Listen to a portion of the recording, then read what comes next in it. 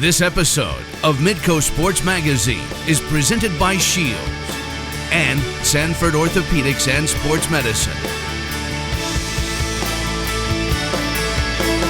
Hello, welcome again to Midco Sports Magazine. 3 stories this month about setting the pace. Many of the world's great runners come from Kenya, and this Sioux Falls man has plans to be the next big thing from that small African country. And Legends for Kids is not just about seeing sports celebrities. We'll show you how the event has provided uniforms and unity to one South Dakota school. And up first, a story about running, females, and Facebook. How a very popular women's running club started as a small group on the world's most popular social media site. Here's Carla Metz.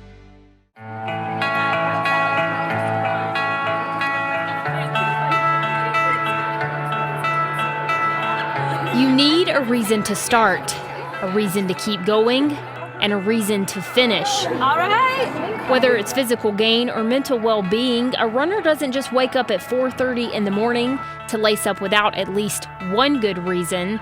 These women wake up with at least 1,300 reasons. That's the amount of women that are currently a part of Sioux Falls Women Run.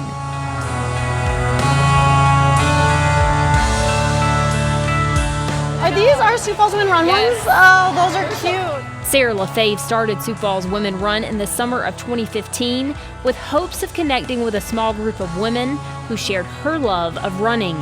It was her reason to start. One morning I was on a run with a couple of girlfriends.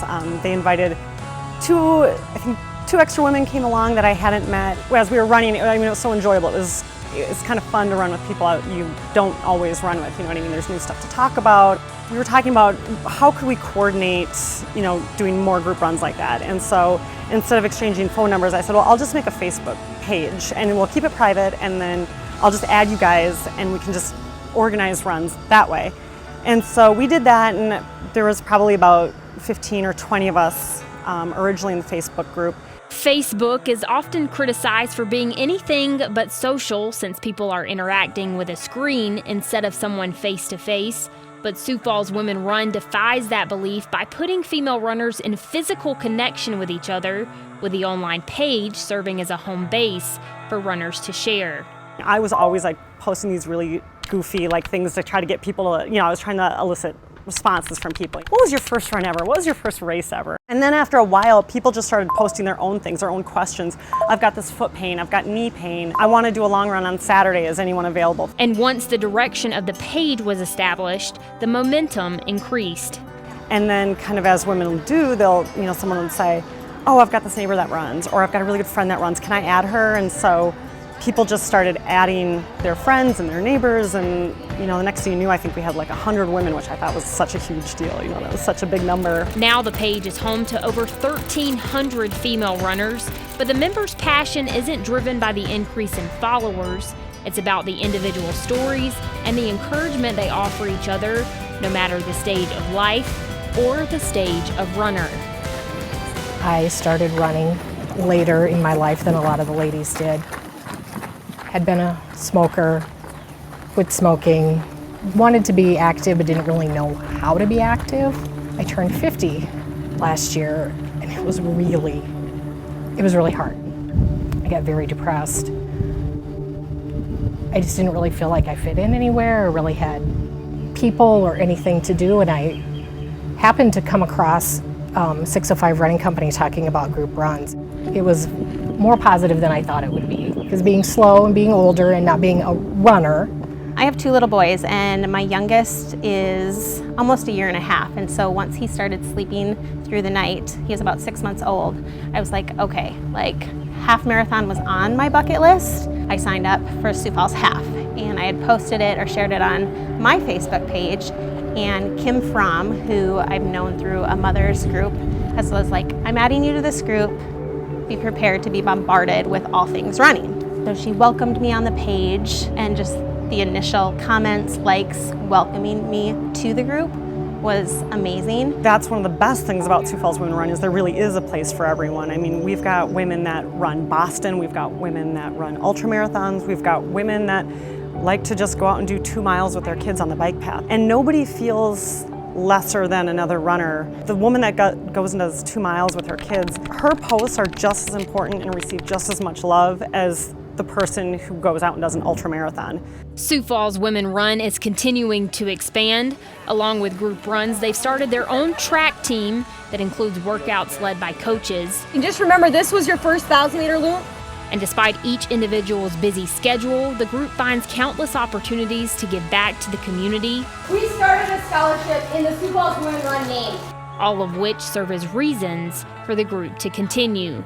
But for Sarah LaFave, she's been given a reason to finish her time at the helm of Sioux Falls Women Run. Her husband recently accepted a job in her hometown, Minneapolis. She's watched her reason to start give life to others' ambitions. A beautiful cycle she expects to be reinforced when Kate Patrick receives the executive torch. One of the hardest things to do is leave this behind because most of my friends now are runners. I'd say like 90% of my friends here are runners, and a lot of them are from that group. So it has, for me, extended beyond Facebook and has sort of bled into my everyday life. They're really just my best friends. Like, so many of these women have become my best friends.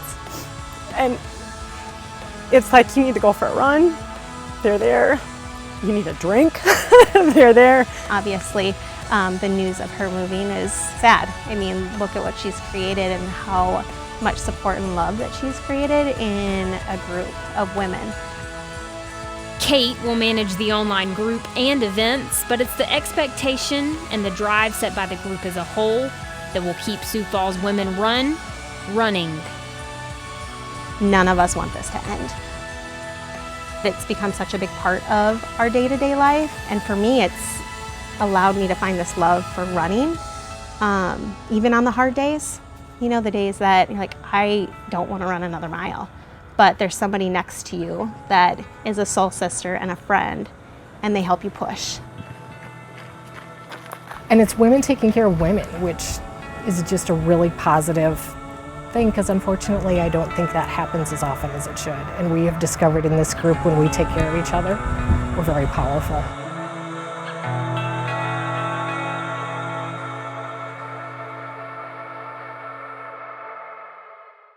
And joined by Carla Metz now. All right, if you go to Sioux Falls Women Run, the website, it says that the team is full, but can you still join this club? Yeah, absolutely. Obviously, the stipulation is you've got to be female to join. Fine. But you just go to Facebook. It's a private group. You click to join. They'll accept you, and then you can kind of decide from there what group runs you want to be a part of and how you want to get involved. They've also got the website, like you mentioned, SiouxFallsWomenRun.com. You can visit that website if you have more questions before you commit to joining the group. But obviously it's a very positive thing to be a part of. You can tell from the story just that everybody's so enthusiastic about having new members join. All right, thanks a lot. Carla Metz.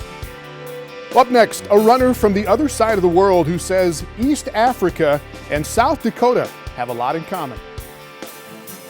Midco Sports Magazine on Midco Sports Network is presented by Shields and Sanford Orthopedics and Sports Medicine. Welcome back to Midco Sports Magazine. Our next story is about a young man from Kenya who says that South Dakota reminds him a lot of his home in Africa and how competitive running has helped him put down roots here in his new country. Here's Kelly Stewart.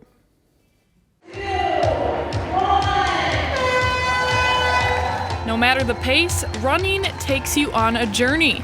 That might be a lap around a track, a mile down the road, or to another country. For Benson Langat, it was the latter. I come from the Rift Valley in Kenya. I come from a village where it's like almost 300 people. Picture Kenya in a sporting sense. What do you think of?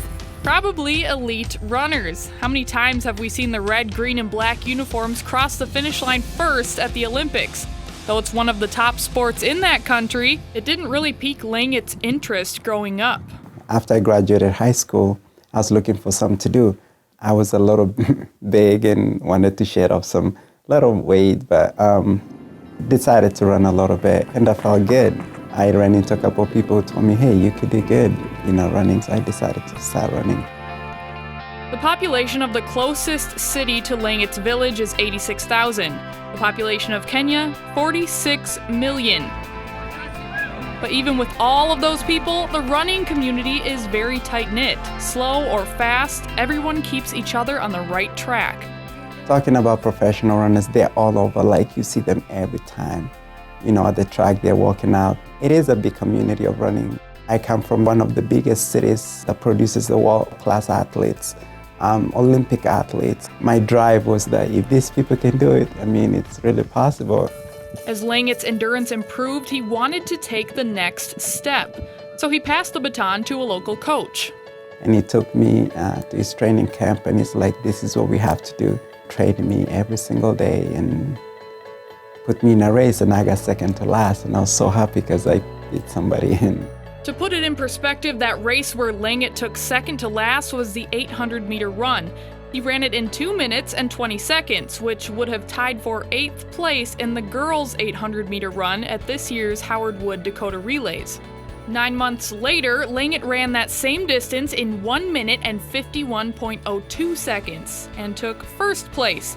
Then it was time to pick up the pace even more.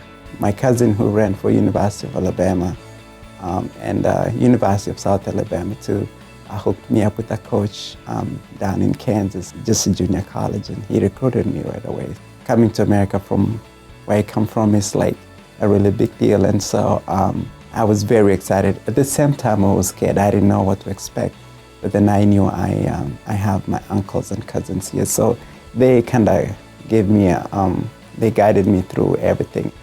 Fast forward to January of 2010, the winter time, even in Kansas.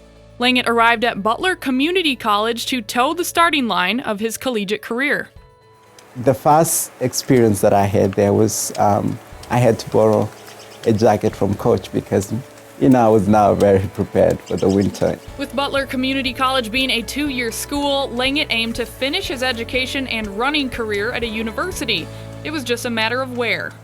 I was visiting some of the friends in Nebraska. I told Coach, I'll pay a visit to University of South Dakota. And I came in and met Coach Fitzsimmons and met part of the cross-country team. And right away, I was like, I think I know where I want to go. Similar to the way Langat went out on a limb to try running, this Kenyan chose a school in Vermilion, South Dakota, of all places, with a population of just over 10,000. I was now so much worried about this, you know, how small the city was. I was worried about will I get my education. Vermilion reminded me so much about home, seeing the cornfields and different things like that. I knew I could survive there. Langat went on to be an outstanding contributor to the Coyote cross country and track and field programs. He helped USD to a 2013 Indoor Track and Field Summit League championship and 2 runner-up team finishes apiece in cross country and outdoor track and field. Most importantly, he crossed the finish line of his main goal, earning his degree in health sciences, graduating in the spring of 2014. But Langat didn't know exactly what he wanted to do with that degree after graduation. I was in the process of leaving South Dakota, and then all of a sudden my friends were trying to keep me around here. On to the next lap, trotting 58 miles north to Sioux Falls to work as a counselor and acting team coordinator for the Children's Home Society. It made me really understand kids more, like kids is, you know, special people in life. They need a lot of care, they need a lot of attention, they need a lot of learning. And it took me the first 3 months to really realize what I just signed up for. You know, I just signed up for something that is basically changed my life. That's when I realized working with kids is, you know, I think it's my thing. Ironically, Langat's 2 passions can run stride for stride with each other. Running takes a lot of patience. You can't wake up today and decide to run a world record marathon. That's not going to happen. And it just realized that, you know, when you walk with kids, these kids need patience. Real life, you need patience. The luxury of running is that it's a sport for everyone. Young, old, big, small, fast, and slow. And it seems that it's not always Langat's legs that keep him going, but rather those around him. Every day I go on group runs and I see all the different age groups, all these people just choosing this path of running. I see people, they inspire me every single day Now that I know the feeling, I don't want it to stop. I want to keep running. If I make it big someday, that'll be great. If I don't, I'll just keep running, but not as many miles as I'm doing right now. And joined by Kelly Stewart. And Benson, he's obviously got the willpower and the talent, but he's got some pretty good running genes in the family as well, doesn't he? Well, exactly. I mean, 7 of his relatives competed at high major schools in the United States, most of them between the ACC and the SEC, Really? and actually one of his uncles qualified for the Olympics in the 800 meters, so it's definitely in his blood. Speaking of Olympics and things like that, what has Benson not accomplished yet? What does he still want to do? Well, he wants to complete the world marathons, talking places like Tokyo, Berlin, Chicago, Boston, all those big marathons, but also wants to be the first Kenyan to complete an Ironman. He said he's done a bunch of research and hasn't found a Kenyan that has done one of those Ironmans, so obviously has the running part down. Still working on biking and swimming, but his goal is Ironman Wisconsin in 2018. All right, thanks a lot. Kelly Stewart. Up next on Midco Sports Magazine, an example of how a celebrity sporting event makes good on its motto, it's all about the kids. Midco Sports Magazine on Midco Sports Network is presented by Shields and Sanford Orthopedics and Sports Medicine.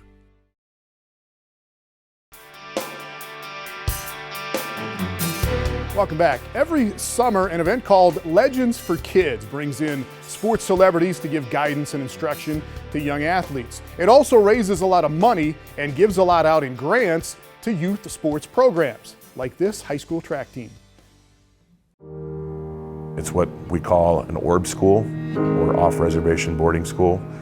We're funded through the Bureau of Indian Affairs and Bureau of Indian Education. So we're a government-recognized school.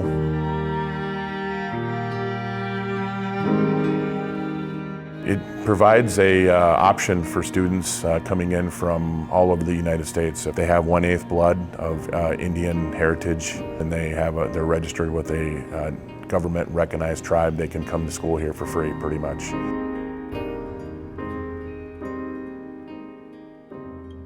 My name is Juwan Grant, and I'm a senior, but people call me Juju.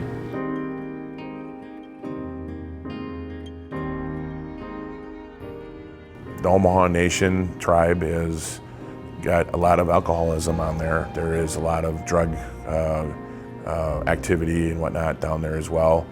We do get many kids from their tribe up here. You know, it's a safe and healthy option for them. They know that the Flandreau Indian School has a zero tolerance policy, and you know, that we're going to help our kids. After all, that's the important thing here. You know, we want to bring these kids in, we want to try to house them, we want to try to cultivate them so that they're good members of society when they do leave here.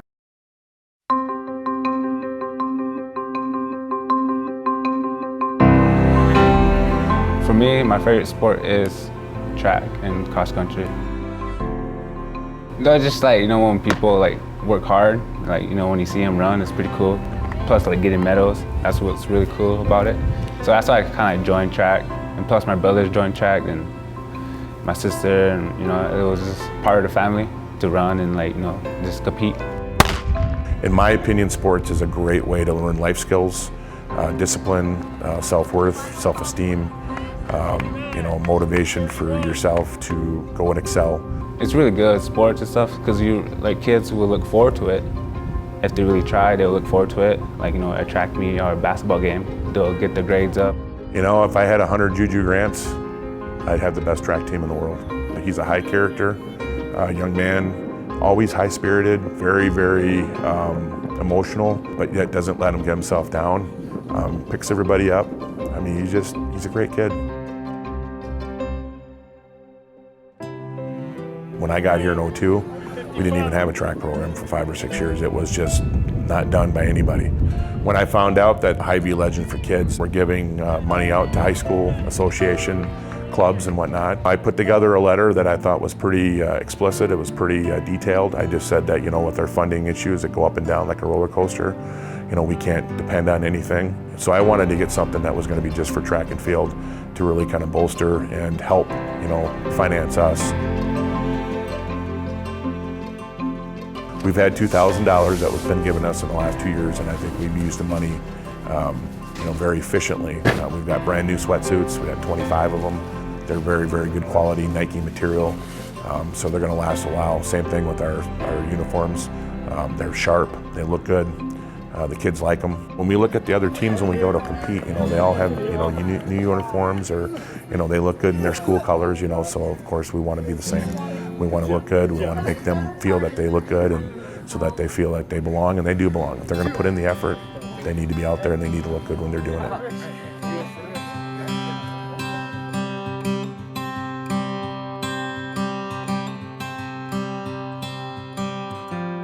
I just really think about, like stay in front, don't, think of anything. Then, of course my coach is always on the sidelines motivating me, and my brothers, my teammates and stuff. So yeah, I just think of nothing really, so just to compete and focus.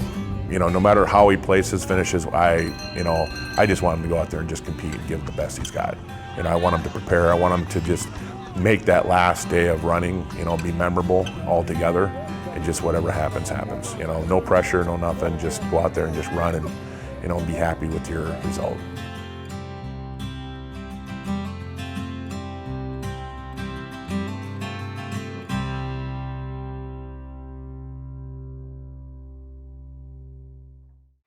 Well, the Legends Clinics are June 8th through the 10th this year. Go to legendsforkids.com for more information and to find a grant application.